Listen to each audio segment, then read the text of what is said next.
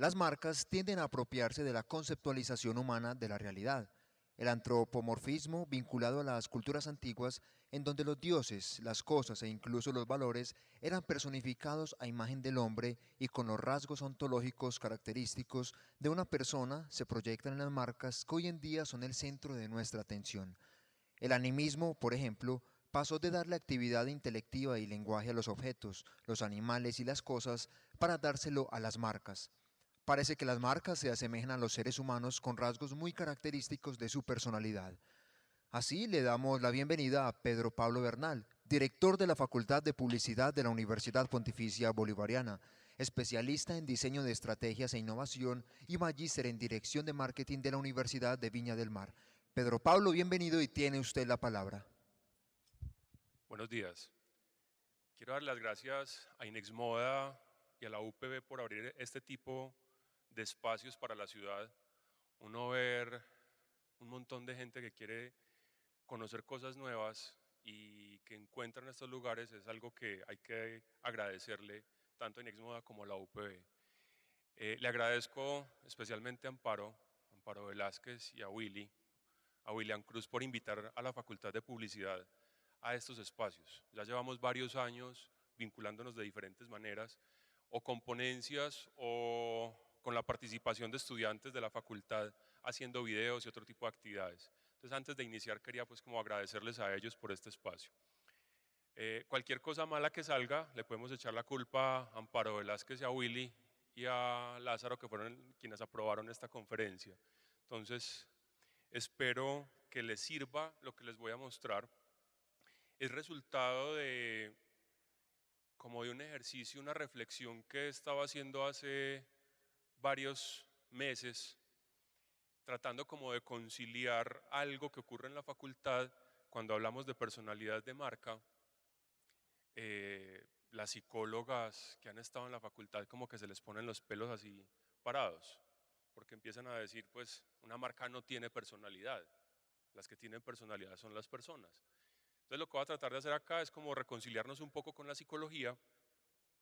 Es una reflexión, no les vengo a mostrar un modelo que ya esté pues como para así vamos a aplicarlo, dejo más como puntas de lanza para que hagamos una construcción de ese concepto de personalidad. Al final se van a dar cuenta que dejo una palabra que es más como para cuestionar. Y también trato de hacer en esta presentación algo y es darle respuesta a una situación que se me presentaba cuando iba y le preguntaba a diferentes personas frente al concepto de personalidad. Entonces le preguntaba a una antropóloga, ¿viste? Personalidad, a Zulima López, que estuvo aquí el martes. Entonces me empezaba, que también es psicóloga, entonces me empezaba a decir, no, es que personalidad no se puede tomar desde la psicología, mire desde la antropología. Empecé a preguntar por el tema de las fábulas, que creí que por ahí iba a encontrar la respuesta. Me decía, no, es que vaya para el animismo. Entonces me empecé a encontrar un montón como de puntos de fuga y lo que traté de hacer en esta presentación fue recogerlos y darles un orden. Eso es lo que vamos a ver en esta charla. Lo dividí en 3 capítulos o 3 estados. Uno es una aproximación desde la antropología. No soy antropólogo, entonces los conceptos que voy a presentar son conceptos muy básicos.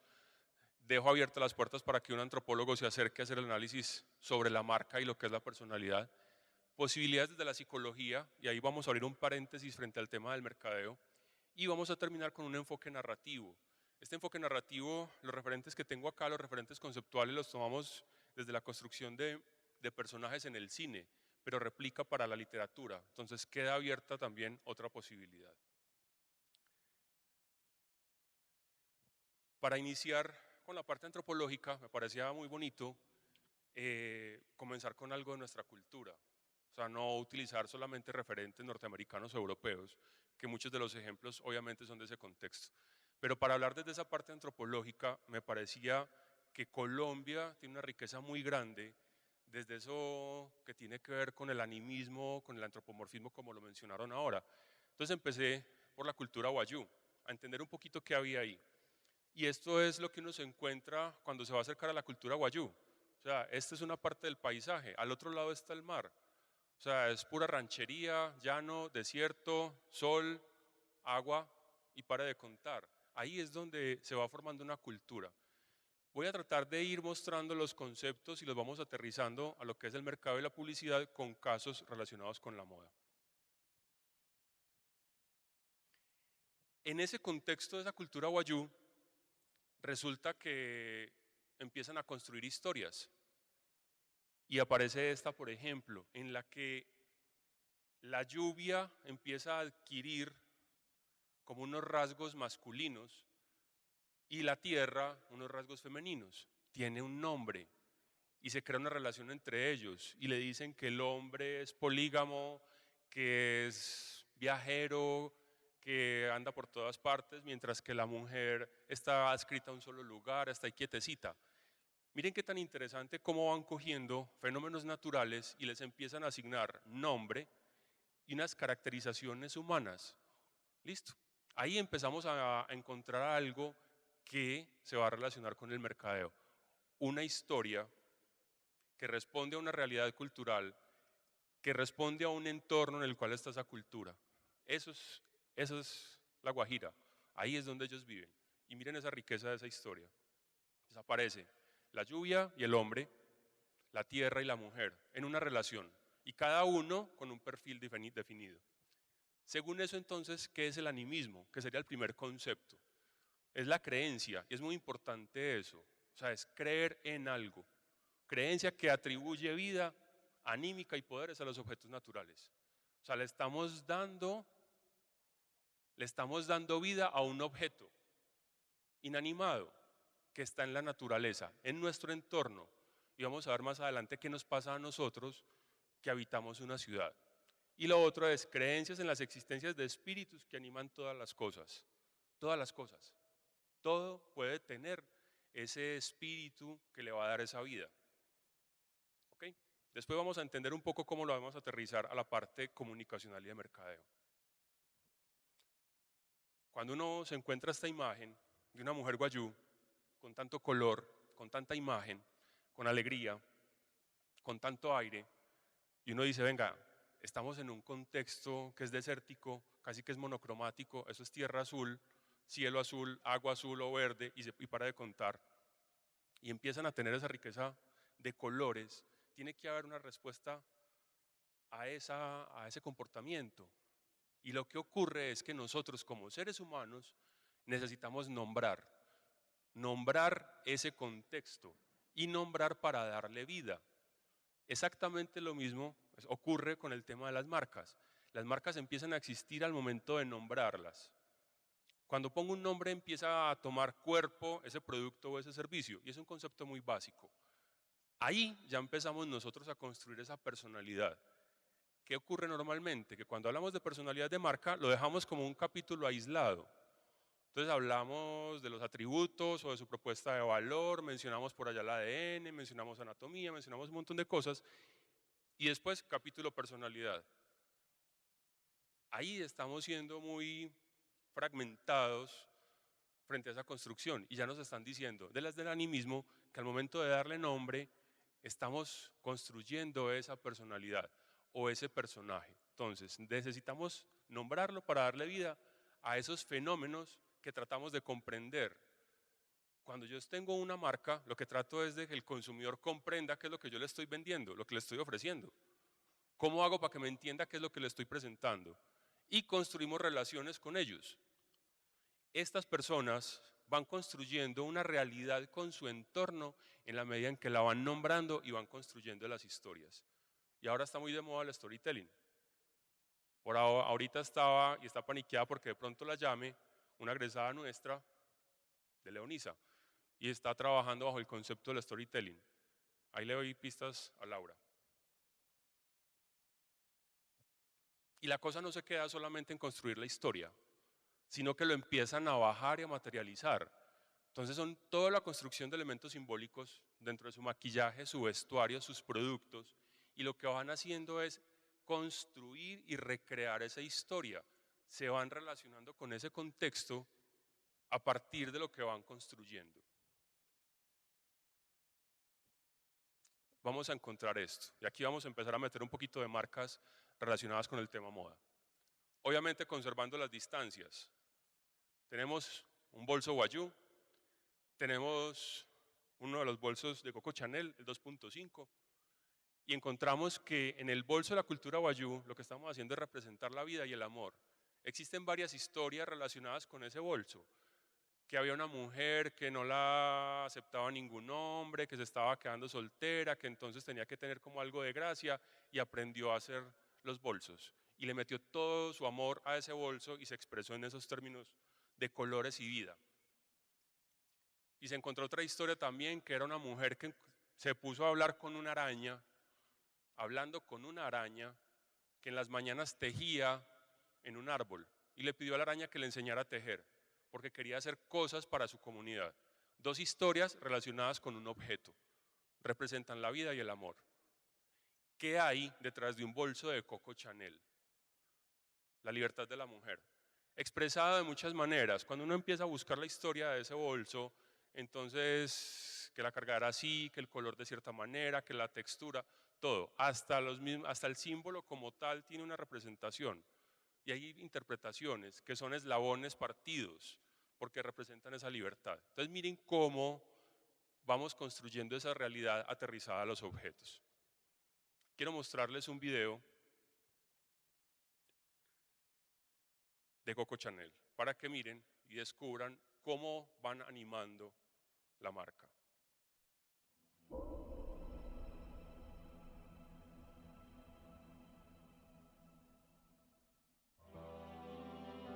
The lion is majestic. One can admire it, fear it, chase it, conquer it. Gabrielle Chanel decided to tame it. The lion is Coco, born August 19th under the 5th sign of the zodiac. The 2 numbers would become her good luck charm. The lion would be her constellation.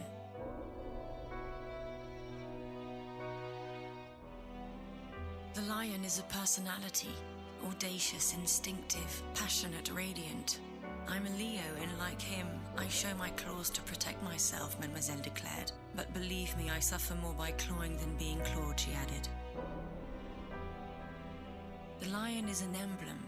All her life, Gabrielle Chanel kept a small statue of the king of animals beside her cigarettes and her scissors, and engraved it upon the buttons of her tweed suits. The lion is an inspiration. A favorite subject of Chanel jewelry, it roars from necklaces, pendants, and brooches, as if to protect the secrets of Mademoiselle and watch over her for all eternity. The lion is the spirit of Chanel.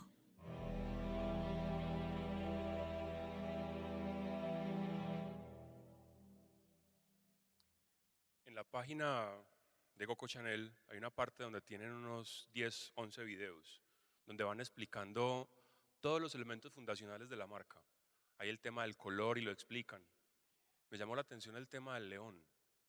O sea, cómo esta mujer ve un león, que lo puede ver en un zoológico y no pasa nada, ahí echado todo el día, no pasa nada, pero empiezo a identificar realmente qué hay en esa figura del león.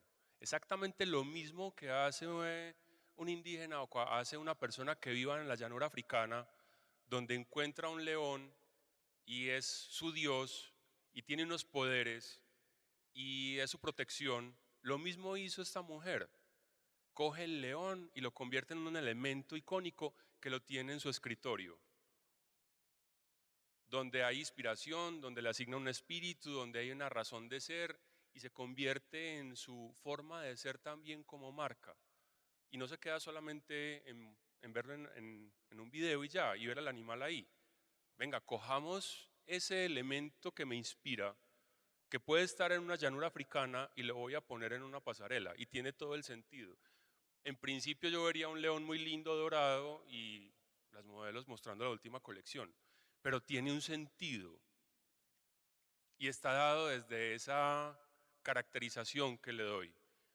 Se convierte en un elemento central de la pasarela. Empiezo a vestir uno de los modelos con el león, saco un objeto, una joya con el león. Se convierte en un referente, un elemento de la marca. ¿Qué traigo de ese animal? Primero me va a generar una conexión humana, me está generando un discurso que me permite acercarme al consumidor o a esa persona que me compra la marca.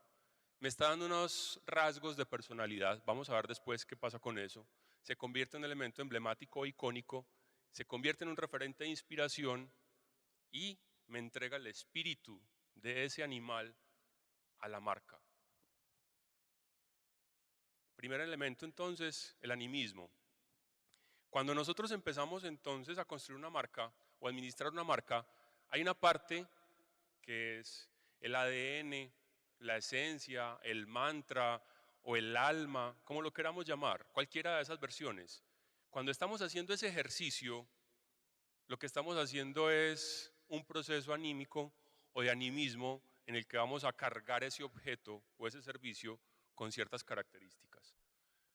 Dentro de la antropología, la segunda parte, lo titulo como Me lees otro cuento. O sea, todos cuando éramos pequeños, la mamá o una tía o el papá o el hermano mayor o en el colegio nos ponían a leer o nos leían cuentos.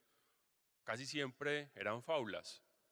Y encontrábamos las ilustraciones, un conejo con corbata y una tortuga con un sombrero. Este era como el punto inicial a partir de lo que yo hacía la reflexión cuando empecé este proceso. ¿Quién ha visto un conejo con una corbata? ¿Quién ha visto una tortuga con un sombrero? Cierto que no los hemos visto. Pero para nosotros es normal que una ilustración presente este tipo de cosas y más aún que hablen y que nos narren una historia y que asuman un rol dentro de esa historia. Exactamente lo mismo vamos a hacer con las marcas. Entonces, animismo nos entrega algo y vamos a ver qué ocurre con el antropomorfismo.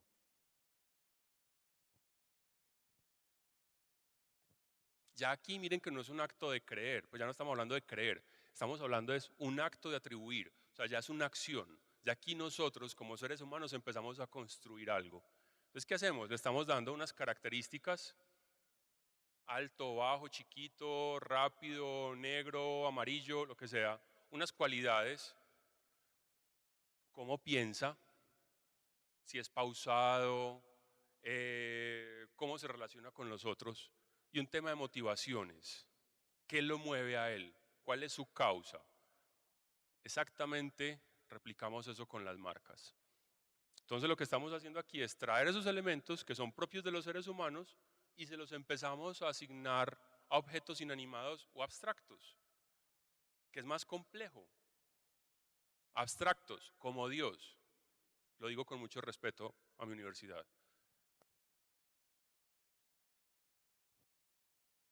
Miren eso, coger algo tan etéreo como un Dios y tratar de materializarlo y ponerlo en términos tangibles para poderme relacionar con Él. Cojamos un servicio tan etéreo como un servicio y tratemos de materializarlo para poder entrar en relación con Él. ¿Cómo lo hago? El antropomorfismo me está entregando una serie de alternativas. Entonces comienza cuando le dimos a las divinidades cualidades humanas para poderlos representar, para poderlos ver. Cuando uno empieza a mirar los egipcios, cuando uno coge el chacal, que era el dios de la muerte, que era Anubis, o sea, no es un hombre con cabeza de chacal, es un chacal con cuerpo de hombre. Lo vuelvo humano para poderme relacionar con él. Y tiene su forma de ser, su forma de comportarse, la manera en que me relaciono con él es diferente a otro dios. Y seguimos por ese mismo lado. Junto a los dioses empezamos a crear personajes fantásticos, a construir un montón de mitos, de historias que buscaban ratificar creencias. Yo como marca construyo historias para ratificar unas creencias y mi consumidor.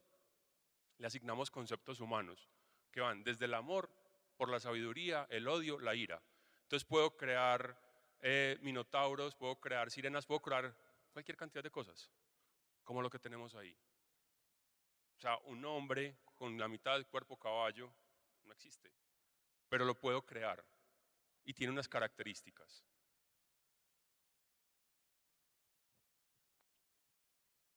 En términos de mercadeo y de comunicación, hacemos una adaptación conceptual de esos elementos simbólicos. A la izquierda tenemos a Nike, que es la diosa de la victoria, es una diosa menor griega, una mujer alada, una mujer con alas.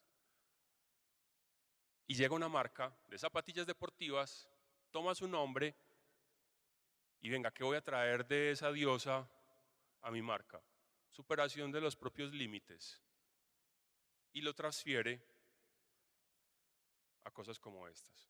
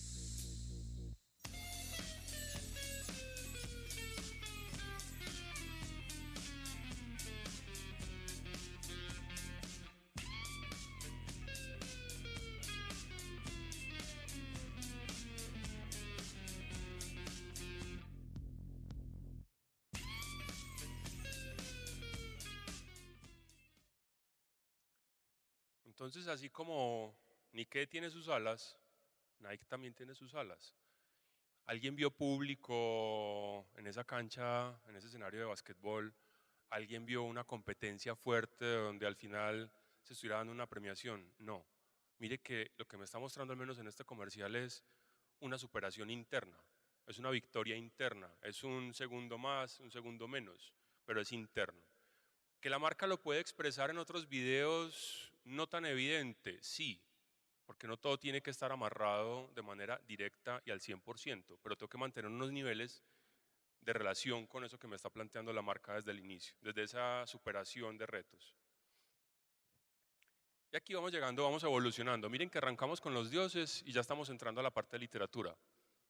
Uno creería que Esopo fue el primero que se inventó el tema de la fábula y mentiras que antes en la India ya estaban montados en ese cuento. Y ahí sí le metieron más duro a la creación de estos personajes. Entonces ya no eran los dioses, ya no eran esas figuras fantásticas, sino que eran más cotidianas, más cercanas. O sea, uno que tiene en una finca, en una granja en Europa, está el conejo, está la tortuga, el saltamontes, está la hormiguita, está el búho, y empezaron a construir personajes a partir de eso. Entonces se convierte en un recurso literario, ya no en un tema religioso, aquí es literario. Tenía una función, ilustrar principios de vida y valores sociales.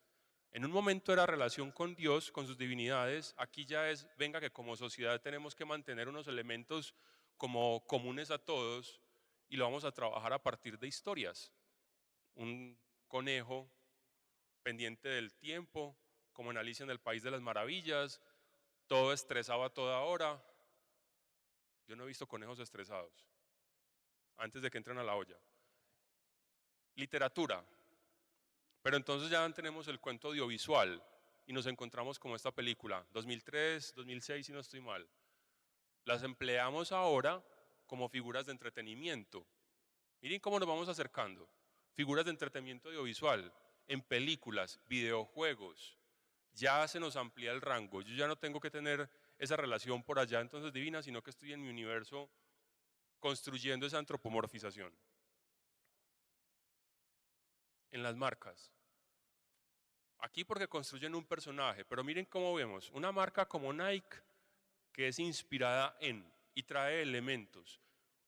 Babel Gomers con su gato, es el gato que acompaña las aventuras, tiene su forma de ser, es divertido. Entonces lo que estoy haciendo acá es más allá de la marca, más allá del producto, perdón, es la personificación de la mascota. Entonces la antropomorfización me da esa posibilidad, me da ese rango.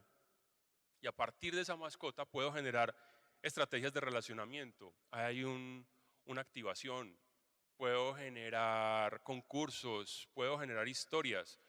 Le quedaría uno la pregunta, ¿por qué marcas que van a niños no construyen más mascotas bajo el esquema de las fábulas y se bajan un poco de estar comprando los derechos de la última película de Disney. Es más fácil pegarnos todos de la película de Disney que construir un personaje de estos y sostenerlo. Dejo la pregunta solamente para aquellas personas que trabajan con ese tipo de marcas. Ya no son dioses, no son minotauros ni sirenas, sino que son carros. Ese es nuestro entorno, esa es nuestra realidad.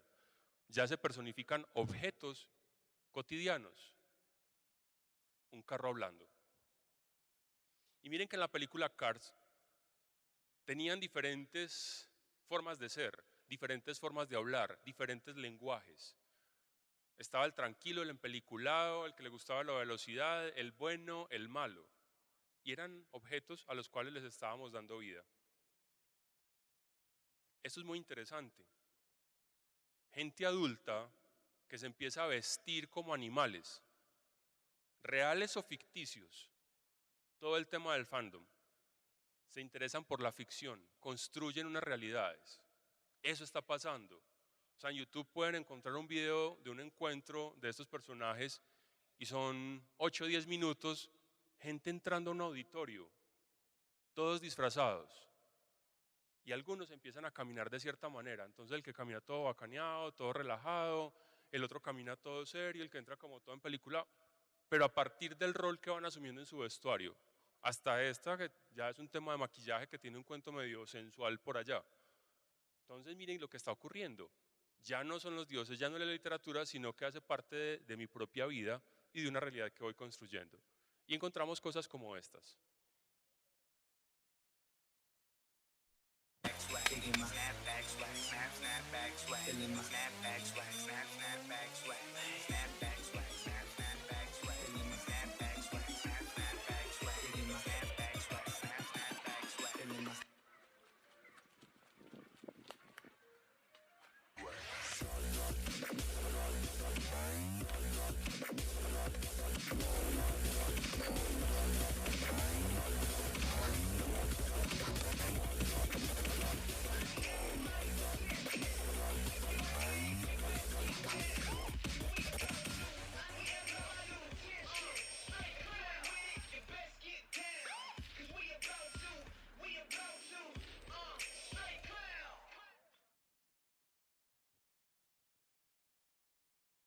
El tipo se disfraza, asume una función, miren que es muy dinámico, brinca, se mueve, tiene una forma de ser. O sea, la persona que está adentro empieza a asumir esa personalidad, esas características del animal que él está vistiendo o del animal que él construyó. Y en el contexto de las marcas, ¿cómo lo aplicamos? Miren qué tan bonito. El ser humano es el que asciende al mundo de los dioses. El lado opuesto. Primero, los dioses los materializábamos para ponerlos en nuestra realidad. Y lo que plantea Victoria's Secret con sus ángeles, que es un ejercicio de antropomorfización, es subirlas al nivel casi que de diosas. Y las pone como ángeles. Y que una mujer salga con diferentes formas y diseños de alas, para nosotros es normal. Pero tiene un trasfondo y es propio de la marca. Ninguna otra marca puede hacer esto. ¿Qué recursos puedo encontrar en eso de la antropomorfización que le sirva a mi marca para generar elementos que me diferencien de la competencia? Ahí es donde está la clave. Y miren que estamos haciendo una construcción supuestamente hablando de personalidad. Cuando yo tengo estos ángeles, puedo construir la historia que yo quiera. Escribo el cuento que quiera. Y lo pongo en una pasarela, en un video, cualquier cosa. Para cerrar la parte de antropología, ¿qué ocurre entonces? Que el animismo y el antropomorfismo lo que me están haciendo es dar esas características de humanización. ¿Y a quién se las entrega en principio? Se supone que el mercado de la publicidad. ¿Qué sacamos de ahí? Uno, que es atribuirle vida, que es lo que hacemos a veces sin darnos cuenta qué es lo que estamos haciendo con esa marca. Traemos el tema del alma o el ADN, como ya lo mencioné, le damos cualidades, motivaciones, o sea, una causa en relación con el entorno y la logramos personificar. ¿Y para qué hacemos eso finalmente? Facilitar identificación, comprensión, como hacía la cultura Wayuu, tratar de entender ese entorno y generar relaciones, relacionarse con su entorno. ¿Entre quiénes aquí? Entre la marca y el cliente. Y esa personificación se puede expresar. Cuando hablamos del antropomorfismo, la parte antropológica lo trabajamos en la parte de los símbolos, personajes, mitos, relatos, historias, ritos. Y en la parte de mercado y publicidad, ¿qué encontramos? También hay símbolos, personajes, el storytelling que está ahora tan de moda, y eso es una cosa mucho más vieja de lo que creemos, la generación de experiencias y protocolos de marca. Una forma de comportarse. Y veamos esta comparación. El único alimento que van a encontrar en la presentación. O sea, unos indígenas o una comunidad va a tomar una bebida a partir de un ritual, la bebida tiene ciertos poderes, si la ven desde afuera saben qué significa y cómo se va a consumir, hay un orden, una jerarquía, quién la toma primero, quién la toma al final, cuáles deben ser su relación con ese producto, con esa bebida como tal. Y llega Oreo y nos dice, venga, es que esta galleta se come con leche y la tengo que remojar. Hace algunos años había un video de dos niños, un niño de unos 3, 4 años y el hermanito de 1, 6 meses, 8 meses, algo así. Y el de los 4 años se tomaba su leche, cogía la galleta, la metía y la remojaba y se la comía. Y el pobre niño de los 8 meses tenía su vaso pitillo y no podía meter la galleta. Para él eso era un problema. Finalmente coge la galleta, la pone en la mesa y le echa unas goticas de leche. Reafirma el ritual. Crea una forma de consumo y hace parte de toda ese ritual, esa historia que voy construyendo en torno al producto y a la marca. Segundo capítulo. Nosotros todos los días, en las relaciones que tenemos con compañeros de estudio, de trabajo, con la familia, cuando estamos en el Lleras o por ahí en cualquier lugar, tratamos de entender cómo son las otras personas. Y le puedo preguntar a una amiga, describime cómo está el pelada, decime cómo es, o describime tal personaje cómo es. Y empieza a darme unas características. No, es muy tranquilo, es muy amigable, es muy estresado, es mal genio, tiene buen humor, y empieza uno a levantar un perfil de esa persona. A levantar un perfil. Y no soy psicólogo, pero estoy levantando un perfil, una aproximación, y lo puedo hacer. Y eso lo puedo hacer también con las marcas. Y vamos a ver qué ocurre. Acá, respetando la psicología, tomo una definición que encontré en un libro de teoría de la personalidad y lo pongo acá porque es el que los autores dicen que es el más común a todas las definiciones. ¿Qué nos están diciendo? Es la organización, hablando en términos de personalidad, es la organización dinámica dentro del individuo de sistemas psicofísicos que crean patrones característicos, conductas, pensamientos y sentimientos. De entrada uno no entiende nada, ¿cierto? Pero cuando uno empieza a leer de a poquito, empieza a encontrar ciertas características, una organización dinámica. Cuando yo empiezo a hacer una construcción de esa personalidad de marca, trato de hacer una organización de unos elementos que se relacionen y que no sean rígidos, sino que tengan cierta flexibilidad. ¿Desde dónde se supone que sale eso? Desde el interior de la misma marca. Desde ahí es donde lo construyo supuestamente. ¿Tiene unos patrones? ¿Me está dando unas características? Sí. Una forma en que finalmente se va a expresar puede ser en un empaque, en la etiqueta, en el vestuario de los promotores. Habla de una conducta, cómo se comporta esa marca, de un pensamiento y unos sentimientos. O sea, cuál es la carga emocional de esa marca. Entonces uno empieza a encontrar que la psicología da una definición de personalidad y uno empieza a cruzarlo y dice, venga, sí cuadran las cosas. Para acabar de ajustar, me entregan estos 3 conceptos desde teoría de la personalidad. 1, que se supone que esa personalidad me tiene que dar coherencia y continuidad desde las cualidades en diferentes momentos y espacios. Coherencia y continuidad de esas cualidades. Si por la mañana me encuentro con alguien y soy súper espontáneo, súper alegre, abierto, extrovertido, yo espero que por la tarde cuando me lo encuentre siga siendo extrovertido. Sin importar el contexto, uno espera que salgan ciertos rasgos así. Coherencia y continuidad. Pero ¿qué pasa cuando una marca en la mañana me está hablando de una manera y por la noche me habla de otra totalmente diferente? Por la mañana es cálida y por la noche es fría. No empiezo a encontrarle lógica al cuento. Cualquier cosa que la persona haga, piense o sienta, se origina en su interior. Cuando voy y miro en la marca, también. Me está dando los mismos rasgos, me está diciendo, venga, lo que usted va a hacer tiene que estar declarado desde la estrategia, si lo queremos mencionar así. Piense o sienta, pensar cuál es mi posición como marca frente al mundo. ¿Yo qué pienso como marca frente al mundo? Leonisa, por respeto no lo puse como ejemplo, pero hago alusión a eso. O sea, empieza a decir, venga, ¿las mujeres de qué están hechas? Eso no es asumir una posición y se origina desde el interior de la marca. Pudo haber dicho otra cosa. Pudo haber dicho otra cosa, centrarse en el producto, en cómo la ven, nada. Empieza a hacer unas declaraciones. ¿Cómo piensa? Y la tercera, características que indican cómo es la persona a diferencia de los demás. Entonces, esa personalidad se empieza a expresar en un vestir, en unos lugares que voy a frecuentar. Entonces me empiezo a diferenciar de otras personas. Y hagan su revisión con sus compañeros de trabajo. Está el que se va para el Tibiri los viernes por la noche a escuchar salsa y está el otro que se va para otro lado y se mete a escuchar rock o no va a ningún lado o es de cine o es de... Y son expresiones de esa forma de ser. ¿Qué me diferencian? La forma de vestuario, el lenguaje que uso, me diferencia. Y eso no es lo que busco en una marca. Entonces miren que la psicología me empieza a dar estos tips. Aquí abro un paréntesis. Y voy a traer unos elementos desde el mercadeo. La personalidad entendida desde el mercadeo.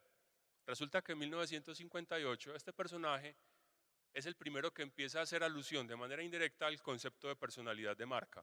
Y le dice que es el conjunto de dimensiones no materiales de un establecimiento comercial.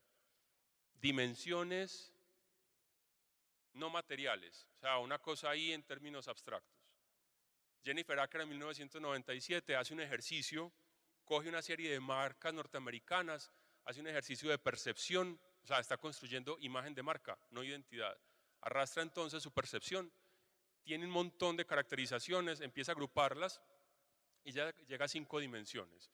Y hace una declaración y dice, venga, la personalidad de marca es un conjunto de características humanas asociadas. No está diciendo que la marca tiene personalidad, es asociado. En el antropomorfismo no estaban diciendo, es que el conejo usa corbata y el conejo es estresado. No, le estoy asociando elementos a ese objeto, a ese conejo. ¿Qué diferencias vamos a encontrar entonces entre esos dos conceptos de personalidad? Desde la psicología y desde el mercadeo. Bueno, con un agravante, que estamos cogiendo la definición de Acker y la estamos metiendo entonces dentro de la identidad. Y esta señora llega y dice, venga, es que estas 5 dimensiones son diferentes o posiblemente sean diferentes en la cultura donde se aplique. Entonces ya se hizo la investigación en Venezuela y arrojó unas dimensiones similares y diferentes. En Japón, en España, en Francia, entonces las dimensiones no son iguales. Entonces hablar de personalidad y pegarnos desde lo que ella dice y replicarlo en el contexto colombiano, estaríamos haciendo un ejercicio de forzar un perfil de personalidad. ¿Qué diferencias van a haber? Desde la psicología me dice que es interno, desde el de Acker me está diciendo que son asociaciones y fue un ejercicio de percepción, o sea que es externo, es lo que piensa el consumidor. Psicología es una organización de sistemas psicofísicos, en el otro lado el resultado de esa percepción que tiene el consumidor. Por un lado se crean patrones de conducta y en la parte de mercadeo estamos trabajando sobre asociaciones. Eso es lo que en principio uno encontraría diferente. Pero también hay algo que es muy interesante, que tienen en común la concepción de mercadeo y la concepción psicológica. Miren todo lo que hay, o sea, encuentro no más afinidad que elementos que nos separen. Se manifiestan rasgos de dimensiones, sea en psicología, con lo que están planteando, lo que vamos a ver en un segundo con arquetipos.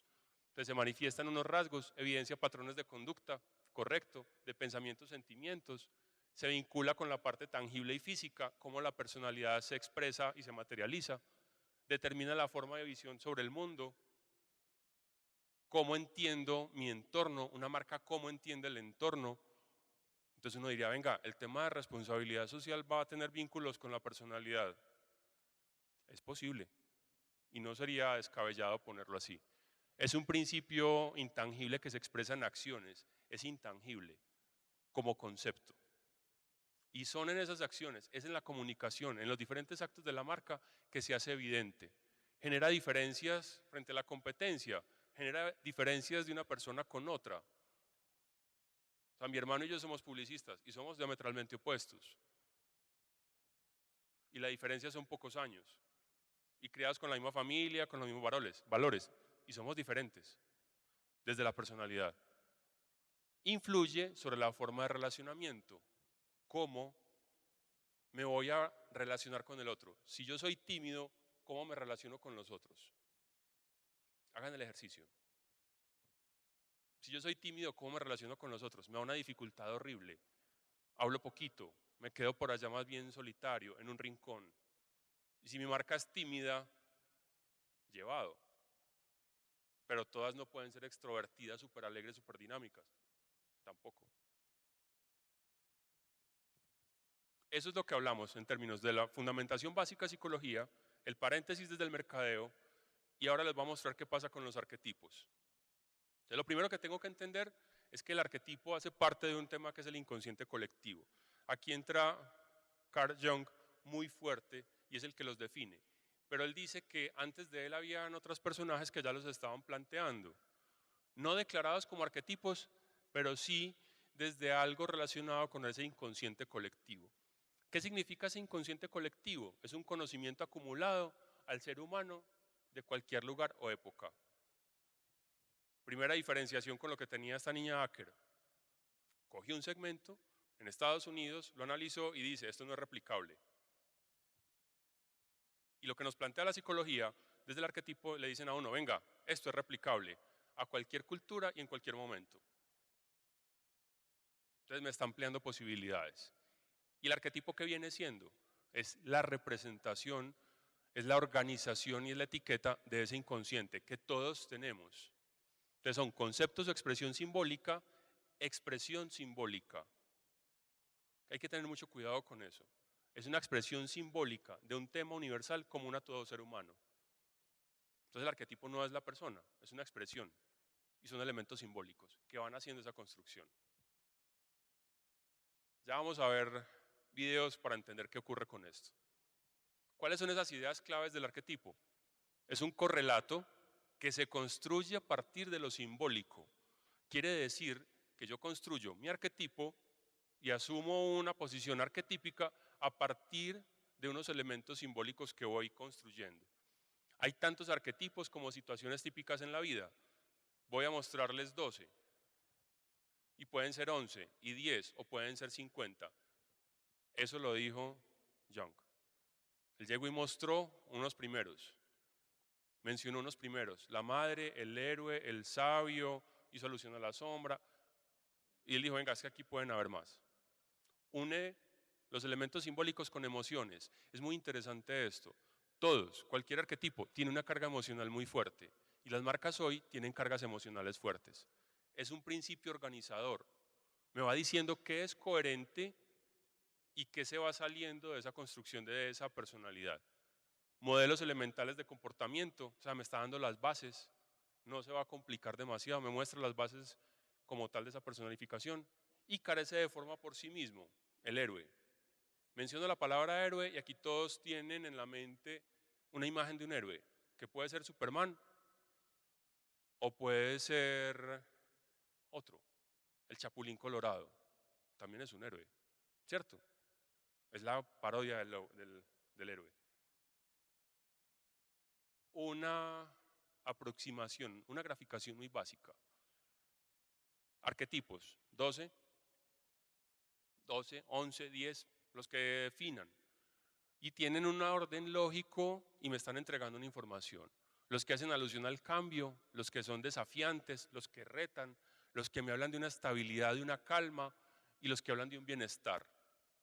Por un lado está la madre que me habla de estabilidad, de bienestar, que me recoge, me protege, me cuida, me siento tranquilo y en el lado opuesto va a estar el amante, que es mucho más, es más retador, lo mueve a uno más. ¿Y esto cómo se aplica en las marcas? Veamos un caso. Superación de retos internos para alcanzar el estatus, arquetipo del héroe. Entonces el héroe no solamente es externo, también puede ser un héroe interno. Lacoste tuvo una transformación muy fuerte en términos de mercadeo y una de las cosas que tiene ahí es estas. Ese cuento de esa superación. Veamos un video y cómo lo expresan.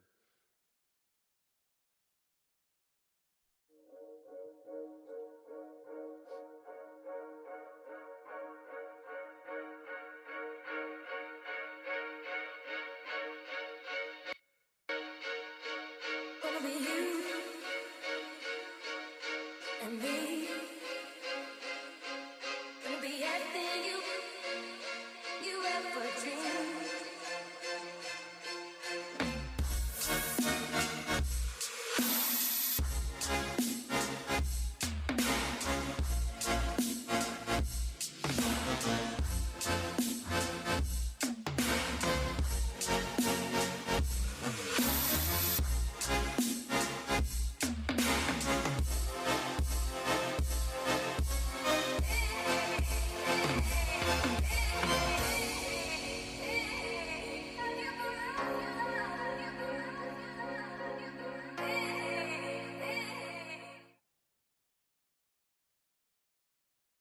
¿Quién no se ha paniqueado con el primer beso? Creo que levante la mano, ¿quién no se ha paniqueado? Todos, ¿sí o no? Y después de eso, ya, cierto, vencimos esto, ya superamos. Miren que ese video, esa narración es muy linda porque muestra lo que pasa afuera, lo que pasa adentro.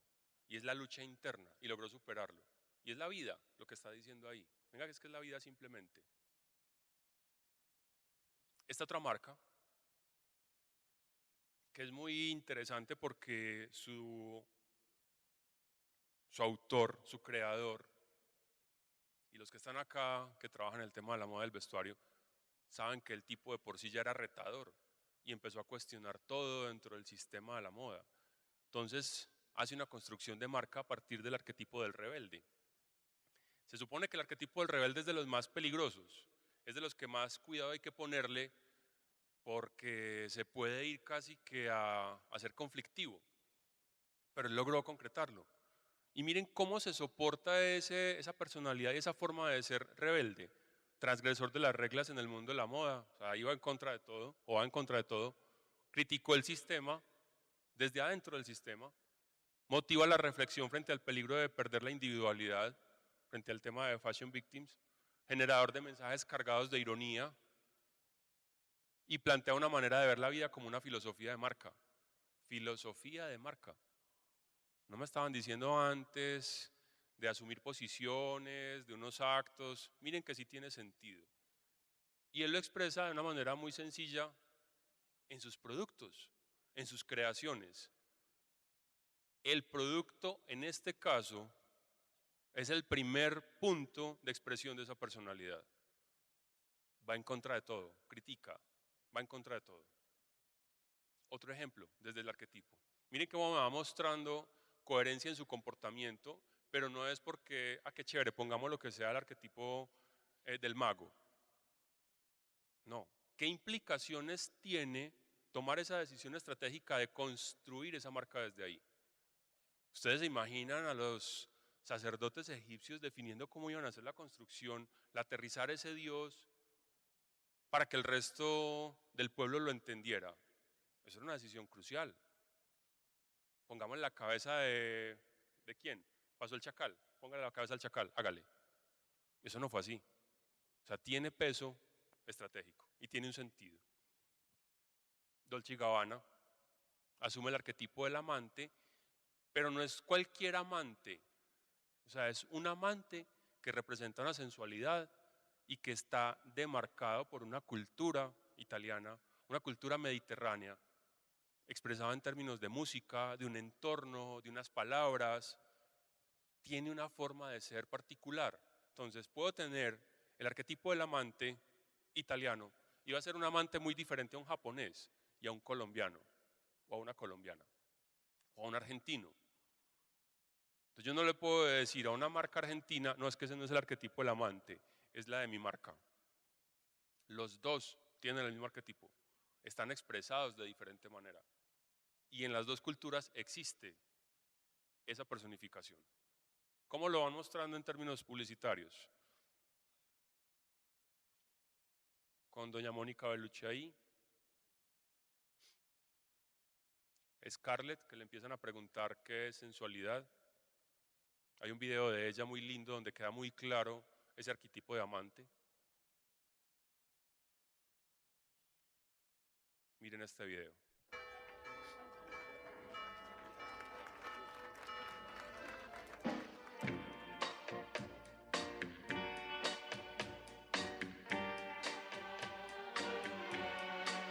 Le strade piene,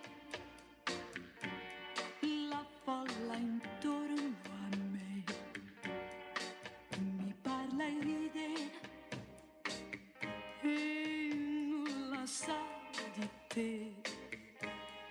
Io vedo intorno a me chi passa e va, ma so che la città vuota mi sembra.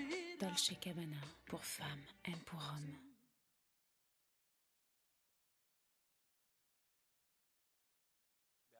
Veamos otro video, a ver cómo van expresando ellos eso en otro narrativo. Parlami d'amore, tutta la mia vita sei tu. Gli occhi tuoi belli brillano, fiamme di sogno scintillano. Cut! Dolce & Gabbana, light blue. Pueden buscar otro video de esta misma marca de unos 3-4 minutos. Esto es una micropelícula y es en Italia por allá de los 30, los 40. Hay un cultivo de naranjas, es como una villa y hay un tipo que se enamora de la niña de la casa y le manda una flor de naranjo y empieza a construirse una historia. Y la marca es esa niña. Y trabaja la sensualidad, o sea, voltea a mirar y ya con esa mirada dice todo. Sonríe y con la sonrisa dice todo. Entonces es cómo voy construyendo el arquetipo. Y miren cómo lo puedo expresar de diferentes maneras. Finalmente, entonces, ¿qué me va a aportar el arquetipo en esa construcción de marca? Me va a dar coherencia la expresión de marca. Acabamos de ver varios ejemplos. En el último que vimos varios videos con varias piezas publicitarias, es coherente. Tengo que hacer una construcción muy clara como organización o como dueño de la marca para saber cuáles son esos detalles que van a expresar el arquetipo. ¿Logra conexiones humanas más profundas? Claro. Me voy identificando con lo que va pasando en la historia. Me va metiendo en la historia. Genera un marco flexible de comportamiento. No es rígido.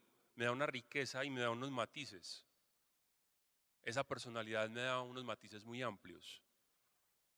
A mí me puede gustar la natación, pero también me puede gustar desarmar la bicicleta y por la tarde me pongo a pintar y me gusta la comida japonesa y el domingo fui a comer frijoles con la familia. O sea, ¿y soy medio bipolar? No. Hago esa construcción. ¿Cuáles son los elementos que van conectando y el sentido de esa conexión? Y capitaliza la identidad de marca. Ese arquetipo y esa personalidad va capitalizando y le va dando cuerpo a esa identidad y hace parte de esa identidad. Decir que la personalidad es transversal a la marca puede sonar un poco pretencioso, como de decir que el tema de gestión de marca es transversal a la organización, pero cuando uno se empieza a encontrar este tipo de cosas, uno va viendo cómo va impactando diferentes puntos dentro de la estructura. Para terminar, este es más corto, que es desde la narrativa. ¿Quién hay ahí? James Bond, ¿cierto? Ese es James Bond, en todas sus versiones. Hay uno de ellos, el tercero, que creo que la mitad de este auditorio no lo conoció. ¿Cierto que no? Y era James Bond. Entonces, para nosotros, o para muchos de los que están en este auditorio, James Bond son los últimos 2 o 3. El personaje James Bond tiene unas características. Tiene un cuento de héroe, es arriesgado, es sensual, es muy galán, tiene una forma de vestir clásica esa es la construcción. Entre tanto no tenga un cuerpo en el cual materializarse, es un concepto. Es como Anubis para los egipcios, se queda ahí. Entonces tengo que construir la historia para bajarlo. ¿Qué significa esto? Que ese mismo personaje representado por diferentes personas. Entonces, mi personalidad de marca representada de diferentes maneras y no estoy perdiendo el foco. Entonces, lo que nos está arrojando la narrativa es el concepto de personificar. Ya hablamos de teoría de la personalidad, y aquí me están hablando de personificar. Y lo voy a cruzar un poquito con el mercado de la publicidad. Es el acto de dotar, lo mismo que el antropomorfismo, miren que es una acción. El acto de dotar con una personalidad creada una marca. Dotar con una personalidad creada una marca. Se asignan atributos, características humanas como parte de una estrategia de identidad, que lo busco asociar. Cuando construyo un personaje para un libro, cuando construyo un personaje para una novela o para una película, sigo el mismo proceso y les voy a mostrar unos tipsitos de cómo se va construyendo ese personaje. Primero, tenemos que entender que ese personaje en una película o en una novela, lo que sea, es un ser ficticio. Es un ser ficticio. ¿Creado por quién? Por el autor. ¿Creado por quién? Por el dueño de la marca. Que interviene en una narración. O sea, el personaje comienza a existir cuando empieza a actuar y a construir la historia, que puede ser la película o la novela. ¿Y qué ocurre con las marcas? Se quedaban quietas, empieza a aparecer el storytelling, los comerciales desde hace rato, y ahí empezaron a construir su marca, a construir esa personalidad. ¿Qué pasaba antes? ¿Y qué ocurre con muchas de las marcas? Como no tenemos claridad de cuál es esa personalidad o esa personificación, pues hagamos los comerciales de esta campaña este año de una manera, según el estilo del creativo o del jefe de marca que esté de turno. Y al año siguiente cambiemos, eso ya no es, no vamos a ser tan emocionales, venga, vamos a ser un poco más agresivos. Y empezamos a cambiar. Y ese no es el deber ser. Voy construyendo esa historia. ¿De dónde sale entonces ese personaje? Un primer referente, las personas que trabajan en la construcción de novelas, el tema de literatura, dicen que lo primero que puedo hacer es apoyarme en alguien que yo conozca. Y empiezo a identificar en ese alguien, en un amigo de la oficina, en alguien que conozco en el gimnasio, un tío, un familiar X, y empiezo a sacar esos rasgos. Así como decíamos al principio del capítulo anterior, empiezo a describirlo, y empiezo a traer esos elementos, y de ahí empiezo a construir ese personaje. Es algo importante mirar el tema de los detalles. ¿Cuáles son los gestos? ¿Y por qué son importantes los gestos? Porque voy a tener algún momento un promotor. ¿Y cuáles son los gestos? Me preocupo por darle el discurso, para que sepa qué decirle a alguien que se acerca al stand. Pero ¿cuáles son los gestos característicos de mi marca? Y no habíamos pensado en eso. Pero el personaje sí tiene unos gestos. Miren las novelas colombianas que a veces tienden a exagerar en algunos gestos los actores. Lo mismo podemos hacer en las marcas. Y eso empieza a generar un reconocimiento de esa misma marca. Vamos a ver 3 tips básicos y después vamos a ver un ejemplo con una marca y la extendemos. Primero, de la personalidad del personaje en esa narrativa. Entonces el primero que me va a dar referentes es el contexto. Los personajes no existen en el vacío. Tengo que crearle un entorno a ese personaje. Cuando construyo esa personalidad de marca, ¿en qué entorno la voy a ubicar? ¿O qué voy a construir para esa marca? ¿Dónde va a existir? Lo mismo que cuando construyo una novela. ¿Dónde existen los personajes de García Márquez? Miren que él detalla los lugares donde está esa persona. Y ese entorno refleja la forma de ser de esa persona. Son producto de ese mismo entorno. El personaje producto de ese mismo entorno. ¿Y quién lo va a determinar? La cultura, la época histórica, situación geográfica y profesión. Y hagamos un ejercicio muy colombiano. ¿Cómo sería un estudiante de bachillerato por allá en la década del 30 o el 40 de un colegio en Bogotá? con cierto uniforme, pantalón corto, muy clásicos, con un idioma, una forma de ser. Y en la misma década vamos a un colegio en Cartagena. ¿Y cómo era ese pelado de Cartagena? Un mismo estudiante, totalmente distinto. Unos elementos comunes mínimos, pero diferentes, ¿cierto? Exactamente ocurre con la marca eso.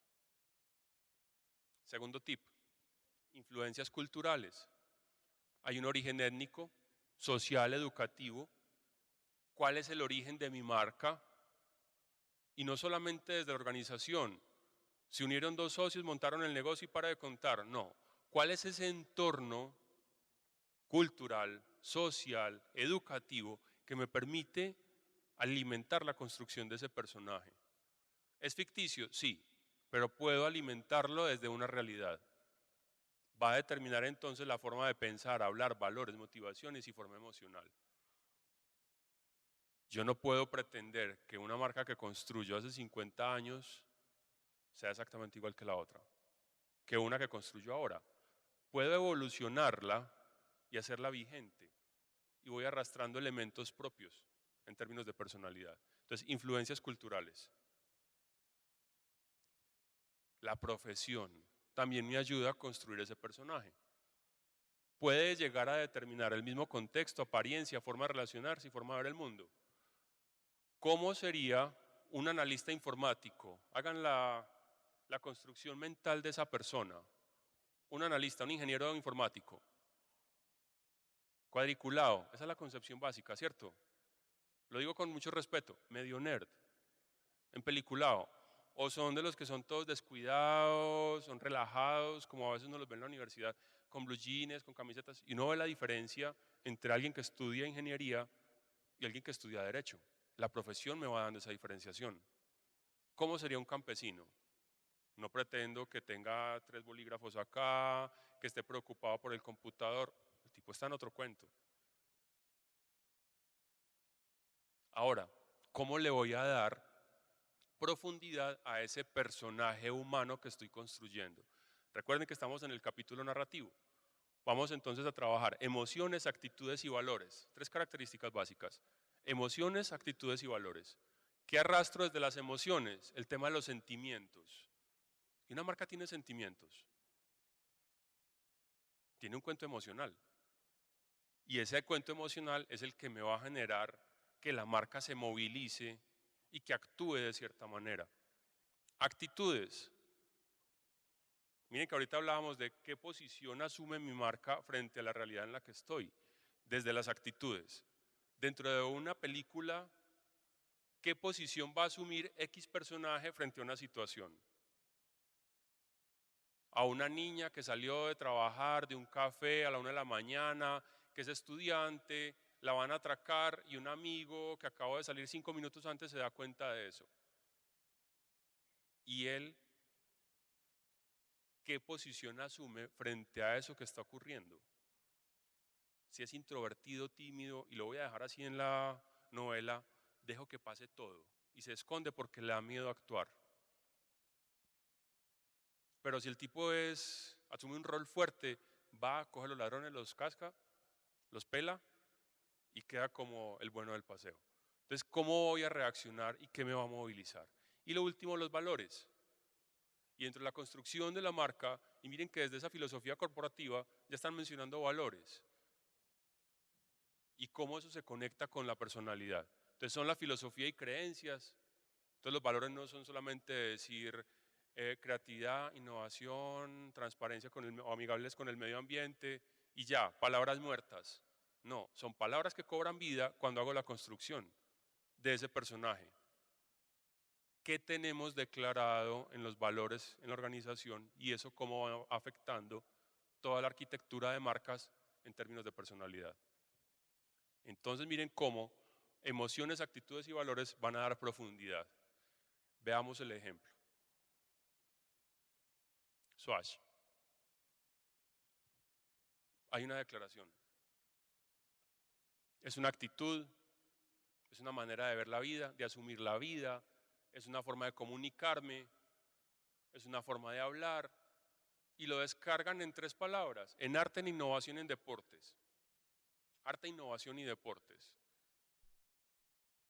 Y veamos algunos videos.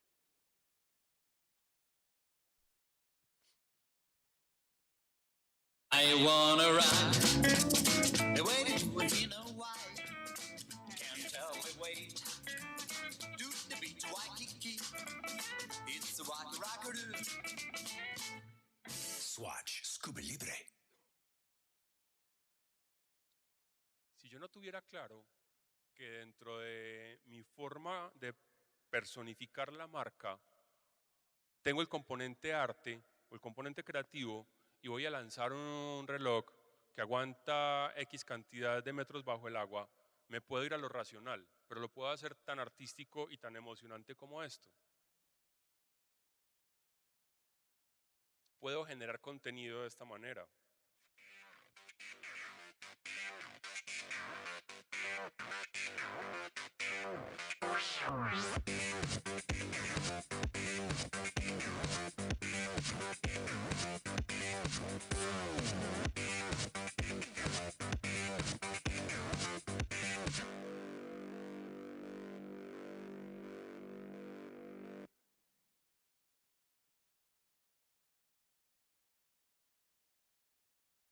A partir de la personalidad y esa construcción de la personificación desde la narrativa, puedo generar eventos que sean coherentes con mi forma de ser como marca.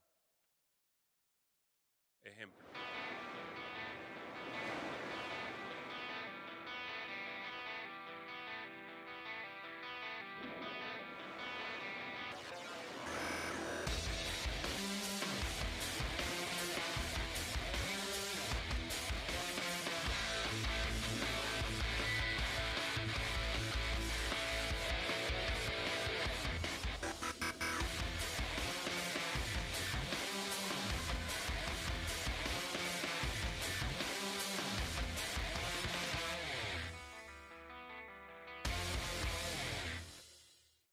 Pueden buscar en la página de Swatch, hay una parte que es el club que ellos tienen.